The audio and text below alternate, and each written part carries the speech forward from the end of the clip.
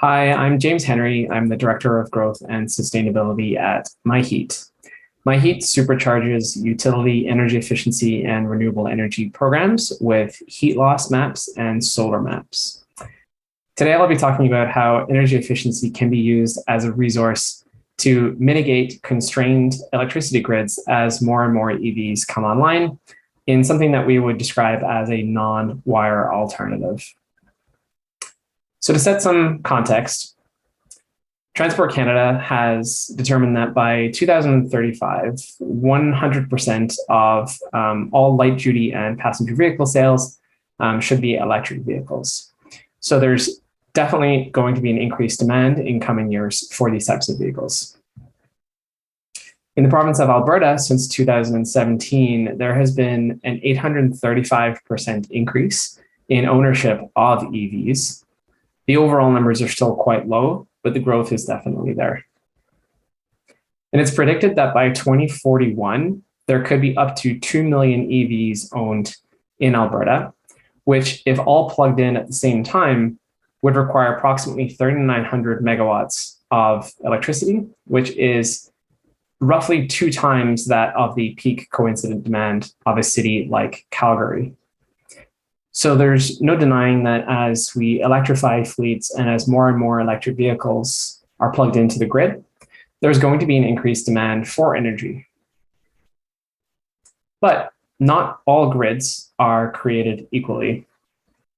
The map that you're seeing is a hosting capacity map that has been shared by ENMAX for the city of Calgary and surrounding region.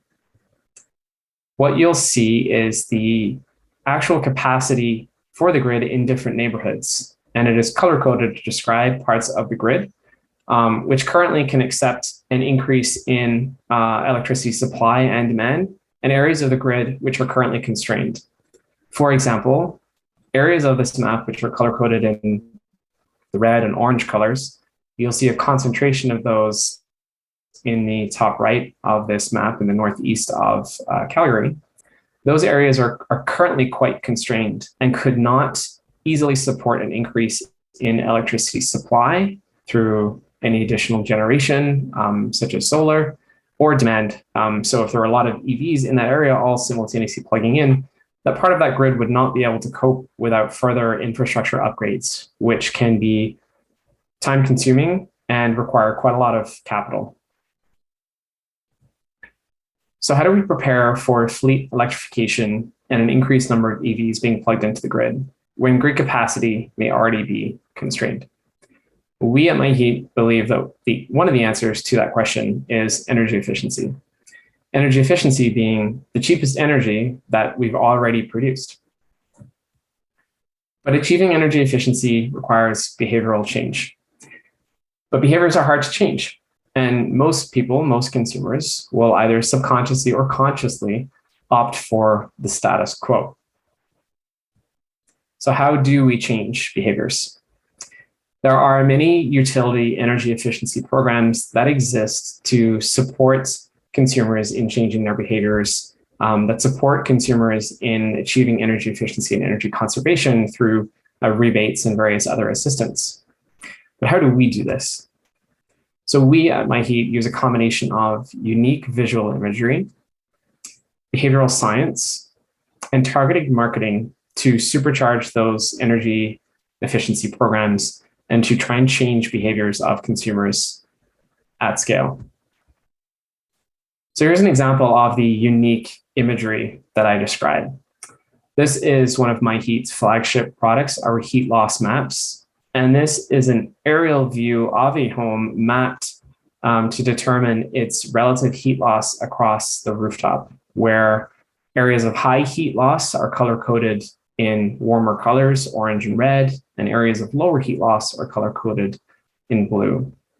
So we provide this kind of map to every homeowner in a region that we map for our projects. And we also determine the heat rating of that particular home on a scale of 1 to 10, where 10 is less energy efficient and 1 is quite energy efficient. And we use a common behavioral science technique to compare the heat rating of that particular homeowner to similar homes in the area. So this particular home is rated a 7, which is not particularly any energy efficient. And compared to similar homes, which are rated a 3, it definitely has room to improve. So that's great, being able to determine the energy efficiency improvements that could be made for a single home, but that won't help us solve constrained grid challenges and help us accommodate a vast number of increased EVs being plugged into the grid. What we actually need is a city scale map. And so here's how we think about using energy efficiency as a non-wire alternative to avoid expensive and time-consuming additional infrastructure and improvements being made to the grid to accommodate increased energy demand. When we map an entire city, and the map that you see here is from the city of Edmonton, we derive a heat rating for all of the homes in that city on that 1 to 10 scale. So we can very quickly understand how many homes in the region are rated a 1, how many are rated a 10, and how many are rated on that scale all the way in between. What this helps our partners do when we build our projects is identify the low-hanging fruit, identify those homes that are the least energy efficient. It helps us target them with behavioral science messaging to try and nudge and change their behaviors.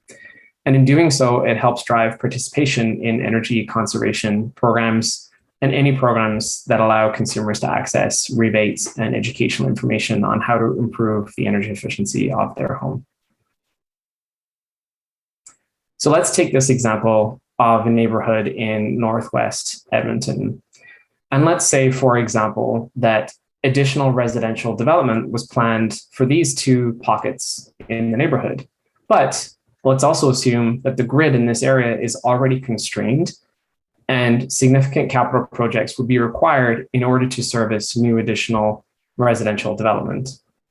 Well, when we build our maps, not only are we mapping where all of these homes are, we're mapping the relative heat loss and heat ratings of all of these homes in a neighborhood. So you can very quickly start to see where you could start to reduce energy demand and energy consumption in this neighborhood to be able to free up electrons on the grid to be able to service new residential developments.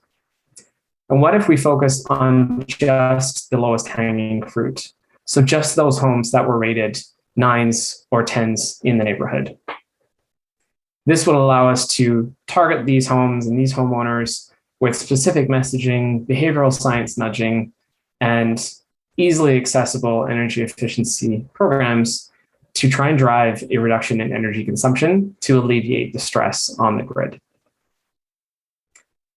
Aside from energy efficiency, an alternative path to alleviating constrained electrical grids when it comes to an expected increase in demand from fleet electrification is the path to generate your own electricity.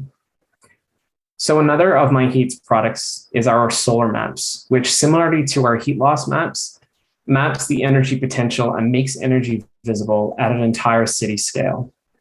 So again, this is for the city of Edmonton, where we have a solar map that determines the solar potential for every building in that area. And it allows homeowners to look up their individual address and very, very quickly understand the potential for their home's rooftop to accommodate a solar array and how much solar energy they would be able to create. In doing so, homeowners can power their own needs. They can charge their own electric vehicles. They can store that energy in any batteries, power walls that they may have in their home, and further alleviate stress on potentially already constrained areas of the grid, thus again serving as an alternative viable path to using energy efficiency and renewable energy as a non-wire alternative. So there are 3 takeaways that I would recommend to facilitate growing electrification and an increase in anticipated energy demand. So 1, for local residents, explore local energy efficiency programs that are made available through your utility or other organizations that can help you easily access rebates and other educational information about how to improve the energy efficiency of your home. Consider energy efficiency friendly policies and rebates to help people in your area access information that they need and financial assistance that they need in order to achieve a greater level of energy conservation and to support the growing electrification of EVs. Lastly, consider additional policy support for distributed energy resources like solar or batteries to further reduce the burden on the grid that is anticipated. So thank you for tuning in to this conversation about using energy efficiency and renewable energy as alternative and viable pathways and as a non-wire alternative to mitigate for increased energy demand in the future. Thank you.